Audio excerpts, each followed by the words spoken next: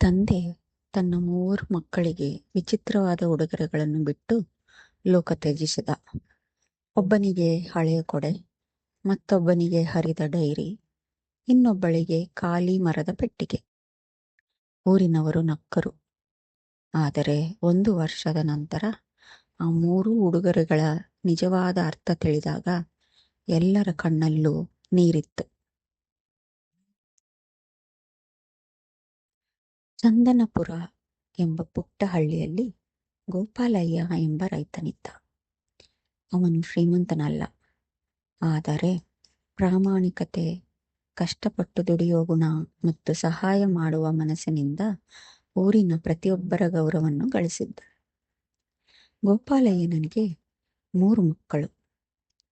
ಹಿರಿಯ ಮಗ ಸುರೇಶ. ಅವನು ದುಡಿಯುವವನಾಗಿದ್ದರೂ ಹಣದ ಲೆಕ್ಕಾಚಾರವನ್ನೇ ಹೆಚ್ಚು ನಂಬುತ್ತಿದ್ದ. 2ನೇ ಮಗ ಮಹೇಶ. ಬಹಳ ವಿದ್ಯಾವಂತ, ಆದರೆ ಜೀವನದಲ್ಲಿ ಯಾವ ನಿರ್ಧಾರವನ್ನು ಮುಂದೂಡುವ ಸ್ವಭಾವ. ಹಿರಿಯ ಮಗಳು ಮೀರಾ. ತಂದೆಯಂತೆ ಕರುಣೆಯ ಹೃದಯ ಹೊಂದಿದ್ದವಳು. ಯಾರ ಕಷ್ಟವನ್ನು ನೋಡಿದರೂ ಸಹಾಯ ಮಾಡದೇ ಇರಲಾರಳು.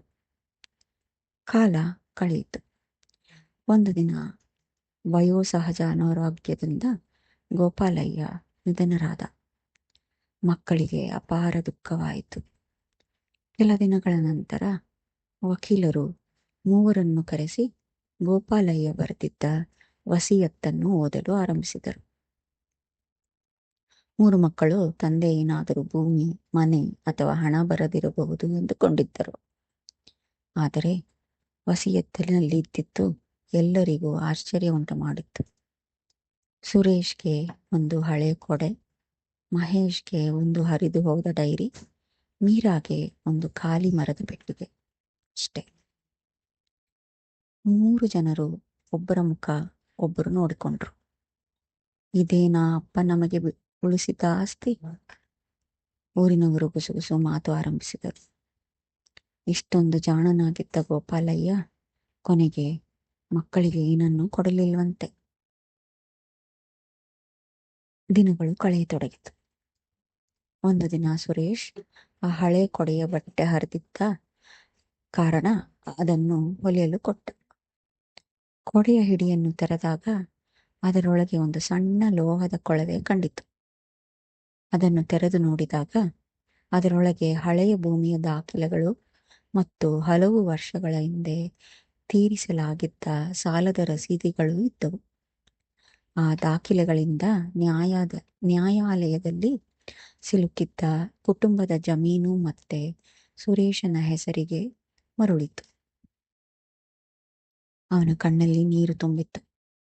ಅಪ್ಪ, ನೀವು ನನಗೇ ಆಸ್ತಿಯನ್ನು ಕೊಟ್ಟಿದ್ದೀರಲ್ಲ.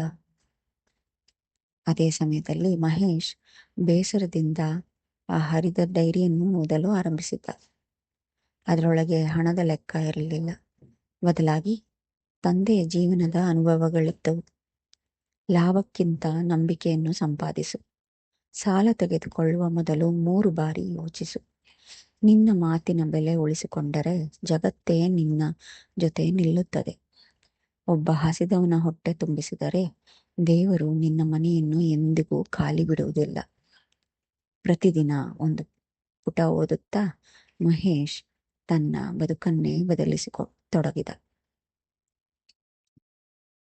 ಕೆಲವೇ ವರ್ಷಗಳಲ್ಲಿ ಅವನ ಸಣ್ಣ ವ್ಯಾಪಾರ ಪ್ರಾಮಾಣಿಕತೆಯಿಂದ ದೊಡ್ಡದಾಯಿತು. ಜನರು ಅವನ ಅಂಗಡಿಗೆ ವಸ್ತು ಖರೀದಿಸಲು ಮಾತ್ರವಲ್ಲ, ಅವನ ಮೇಲಿದ್ದ ನಂಬಿಕೆಯಿಂದ ಬರತೊಡಗಿದರು. ಆದರೆ ಮೀರಾ ಬಳಿ ಇದ್ದಿದ್ದು ಒಂದು ಖಾಲಿ ಮರದ ಪೆಟ್ಟಿಗೆ ಮಾತ್ರ. ಮೊದಲಿಗೆ ಅವಳಿಗೂ ಅದರ ಅರ್ಥವಾಗಲಿಲ್ಲ. ಆದರೆ ಅದನ್ನು ಎಸೆಯುವ ಬದಲು ಅವಳು ಪ್ರತಿದಿನ ಮಾಡಿದ ಒಂದು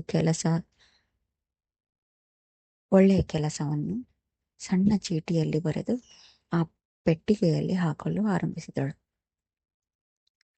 ಇಂದು ಹಸಿದ ಮಗುವಿಗೆ ಊಟ ಕೊಟ್ಟೆ.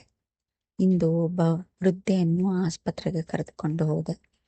ಇಂದು ಶಾಲೆ ಬಿಡಲು ಹೊರಟಿದ್ದ ಮಗುವಿಗೆ ಶುಲ್ಕ ಕಟ್ಟಿದೆ.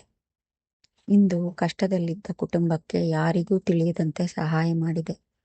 ಹೀಗೆ 1 ವರ್ಷದೊಳಗೆ ಆ ಖಾಲಿ ಪೆಟ್ಟಿಗೆ ನೂರಾರು ಚೀಟಿಗಳಿಂದ ತುಂಬಿತು.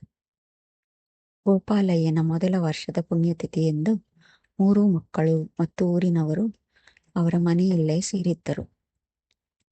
ಆ ಸಮಯದಲ್ಲಿ ವಕೀಲರು ಮತ್ತೊಂದು ಮುಚ್ಚಿದ ಲಕೋಟೆಯನ್ನು ಹೊರತೆಗೆದರು. ಇದನ್ನು 1 ವರ್ಷದ ನಂತರ ಮಾತ್ರ ತೆರೆಯಿರಿ ಎಂದು ಗೋಪಾಲಯ್ಯ ಹೇಳಿದ್ರು. ಎಲ್ಲರೂ ಮೌನವಾದರು. ವಕೀಲರು ಪತ್ರ ಓದಲು ಆರಂಭಿಸಿದರು.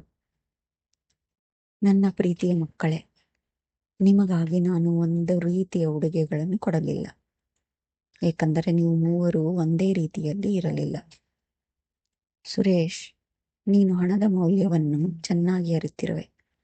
ಅದಕ್ಕಾಗಿ ನಿನಗೆ ಕುಟುಂಬದ ಆಸ್ತಿಯನ್ನು ತಲುಪಿಸುವ ದಾರಿಯನ್ನು ಕೊಟ್ಟೆ.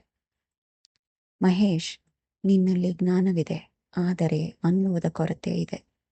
ಅದಕ್ಕಾಗಿಯೇ ನನ್ನ ಜೀವನದ ಅನುಭವಗಳನ್ನು ಡೈರಿಯಲ್ಲಿ ಬರೆದು ಬಿಟ್ಟೆ. ಮೀರಾ, ನಿನ್ನ ಹೃದಯವನ್ನೇ ನಿನ್ನ ದೊಡ್ಡ ಸಂಪತ್ತು. ಅದನ್ನು ಇನ್ನಷ್ಟು ಶ್ರೀಮಂತವಾಗಿಸಿಕೊಳ್ಳಲು ಖಾಲಿ ಪೆಟ್ಟಿಗೆಯನ್ನು ಕೊಟ್ಟೆ. ಆಸ್ತಿಯನ್ನು ಕಾಪಾಡುವುದು ಸುಲಭ, ಜ್ಞಾನವನ್ನು ಉಳಿಸಿಕೊಳ್ಳುವುದು ಕಷ್ಟ. ಆದರೆ ಒಳ್ಳೆ ಮನಸ್ಸನ್ನು ಉಳಿಸಿಕೊಳ್ಳುವುದು ಜೀವನದ ಅತ್ಯಂತ ದೊಡ್ಡ ಸಾಧನೆ. ನಾನು ನಿಮಗೆ ಬಿಟ್ಟು ಹೋಗುವ ನಿಜವಾದ ಪರಂಪರೆ ಇದೆ. ಪತ್ರ ಓದಿ ಮುಗಿಯುವಷ್ಟರಲ್ಲಿ ಮನೆಯೊಳಗೆ ಸಂಪೂರ್ಣ ಮೌನ ಆವರಿಸಿತು. ಸುರೇಶ್ಗೆ ನಿಧಾನವಾಗಿ ತನ್ನ ಹಳೆಯ ಕೊಡೆಯನ್ನು ತಂದೆಯ ಚಿತ್ರದ ಮುಂದೆ ಇಟ್ಟ. ಮಹೇಶ್ ಡೈರಿಯನ್ನು ಎದೆಗೆ ಹಚ್ಚಿಕೊಂಡ. ಮೀರಾ ತನ್ನ ಮರದ ಪೆಟ್ಟಿಗೆಯನ್ನು ತೆರೆದು ಅದರೊಳಗಿದ್ದ ಎಲ್ಲಾ ಚೀಟಿಗಳನ್ನು ಮತ್ತೊಮ್ಮೆ ಓದಿದಳು. ನಂತರ ಒಂದು ಹೊಸ ಚೀಟಿಯನ್ನು ಬರೆದಳು. ಅಪ್ಪ, ನೀವು ಕೊಟ್ಟ ಉಡುಗೊರೆಯ ನಿಜವಾದ ಅರ್ಥವನ್ನು ಇಂದು ನಾವು ಮೂವರು ಅರ್ಥ ಮಾಡಿಕೊಂಡೆವು. ಅವಳು ಆ ಚೀಟಿಯನ್ನು ಪೆಟ್ಟಿಗೆಯ ಒಳಗೆ ಇಟ್ಟು ಪೆಟ್ಟಿಗೆಯನ್ನು ನಿಧಾನವಾಗಿ ಮುಚ್ಚಿದಳು. 3 ಜನರು ತಂದೆಯ ಚಿತ್ರದ ಮುಂದೆ ಕೈ ಮುಗಿದು ನಿಂತರು. ಆ ಕ್ಷಣದಲ್ಲಿ ಅವರ ಬಳಿ ಇದ್ದ ದೊಡ್ಡ ಆಸ್ತಿ ಭೂಮಿಯಲ್ಲ, ಹಣವೂ ಅಲ್ಲ, ತಂದೆ ಬದುಕಿ ತೋರಿಸಿದ ಜೀವನದ ಮೌಲ್ಯಗಳಾಗಿತ್ತು. ಆಸ್ತಿ ಬದುಕನ್ನು ಸುಲಭಗೊಳಿಸಬಹುದು, ಆದರೆ ಆದರ್ಶಗಳು ಮಾತ್ರ ಬದುಕನ್ನು ಅರ್ಥಪೂರ್ಣವಾಗಿಸುತ್ತವೆ. ಜೀವನದಲ್ಲಿ ನಾವು ಮಕ್ಕಳಿಗೆ ಬಿಟ್ಟು ಹೋಗುವ ದೊಡ್ಡ ಆಸ್ತಿ ಹಣವಲ್ಲ, ಉತ್ತಮ ಮೌಲ್ಯಗಳು. ಈ ಕತೆ ನಿಮಗೆ ಇಷ್ಟವಾದಲ್ಲಿ ಕತೆ ಕಾರ್ನರ್ನನ್ನು ಕೇಳಿ, ಯೋಚಿಸಿ, ಬದುಕಿ.